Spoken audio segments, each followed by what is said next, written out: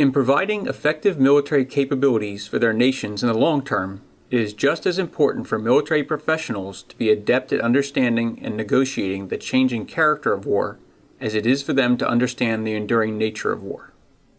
Many sharp minds have devoted significant effort to studying history and theorizing how military organizations anticipate and negotiate changes in the context of war and new ideas for fighting future war.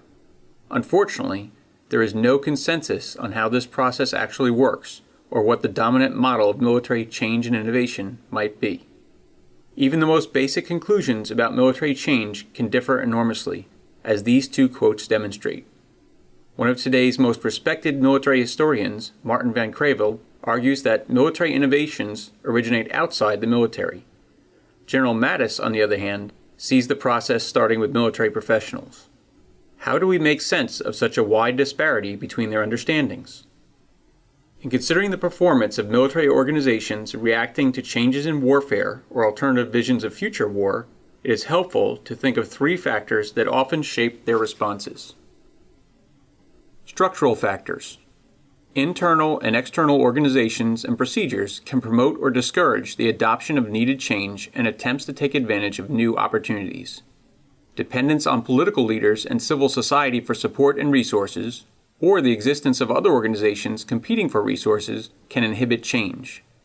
Bureaucracy, while a vital tool for managing the resources necessary to prepare for and fight modern war, is often cited as the enemy of innovation. Cultural factors. Culture refers to the less tangible forces that guide the actions of organizations and individuals, their values and beliefs. Militaries which are inherently conservative or place too much emphasis on hierarchy have often proved less adaptable and innovative than those that recognize the value of developing critical analytical skills through education, frank professional discourse, and toleration of bottom-up challenges to the status quo. Agency of individuals.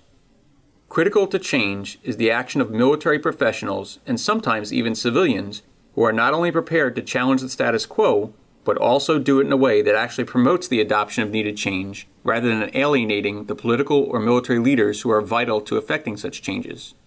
Often, the advocates of change come from the younger ranks of the officer corps, for whom taking on hierarchical military systems incurs significant career risks. What can be critical to the success of such mavericks is the patronage of senior military officers or political leaders who protect them and force the organization to reckon with the new ideas on their merits.